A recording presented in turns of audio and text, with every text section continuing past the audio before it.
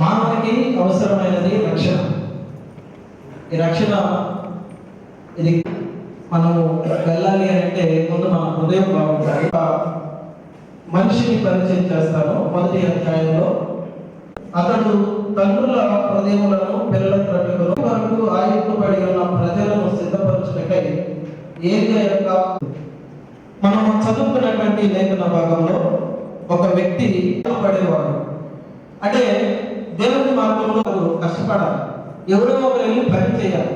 ఆ పని చేయాలంటే దేవుని మాట వెళ్ళకుండా ఉంటారు. వాళ్ళందరూ మనసులను తప్పివేయడానికి ఈ యొక్క మార్గమును సిద్ధం చేసే వ్యక్తిగా ఉన్నాడు. ఏదో ఒకటి చేయాలి, ఏదో ఒకటి పని చేయాలి. ఆ పనే ఒకరికి కొడుకు పుడితే బంధువులు స్నేహితులు మహా సంతోషకరమైన సువార్త మార్పులు మీకు తెలియజేస్తున్నాము అన్నాడు. వాళ్ళకి దీవెనలు ఉంటాయి, అధికారులకు లోబడి ఉన్నారు.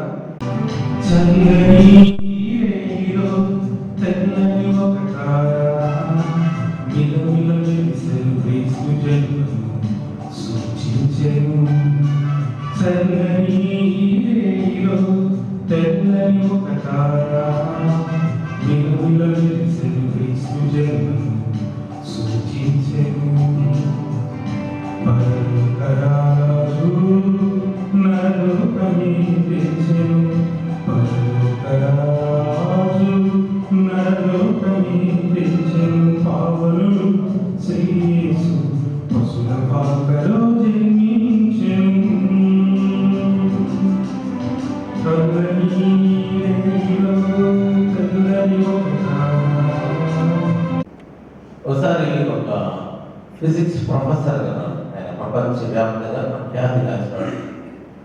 ఆయన ఆయా యూనివర్సిటీస్లో లెక్చర్స్ ఇస్తూ ఉంటాడు. ఆయన చాలా మంది పిలుచుకున్నాను, ఆయన లెక్చర్స్ వినాలని యూనివర్సిటీస్ పిలుస్తున్నారు.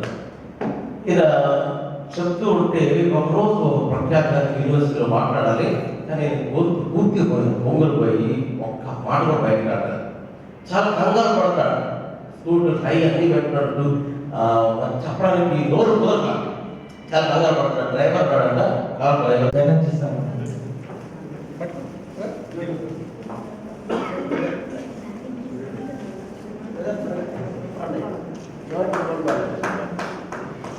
Joy to the world, the Lord is come. Let earth receive her King. Let every heart prepare Him room. And heaven nature sing, and heaven nature sing, and heaven nature sing. Joy to the world, the Savior reigns. Let man their songs and songs, what fields and floods, rock hills and plains, repeat the sounding joy, repeat the sounding joy, repeat the sounding joy. He rules the world with truth and grace.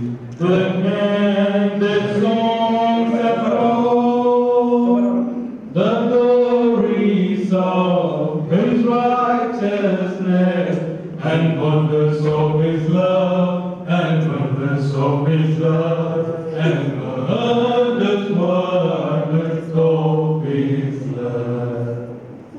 Thanks to one and all.